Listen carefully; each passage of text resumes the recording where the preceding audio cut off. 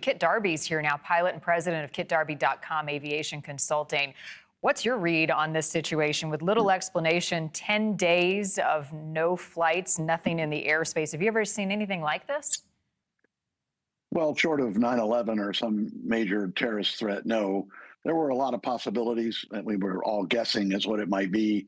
It's a huge immigration hub. We're right next to Mexico, and the cartels are a target. We're next to Fort Bliss, one of the largest installations militarily in our country. So there were a lot of possibilities, but certainly drones and airplanes, certainly drones we don't control, are a threat to airplanes, and it makes sense that you would close the airspace. The 10-day part, I can't make any sense out of that. You know, when it comes to national security, I think we're only guaranteed a certain level of transparency. But how about pilots in a situation like this? How much are they told? Well, in this case, it appears very little and no advance warning. And again, security could prompt that kind of activity. If you have an immediate threat that's verified, then you need to shut it down immediately with no notice. And that appears to be what happened.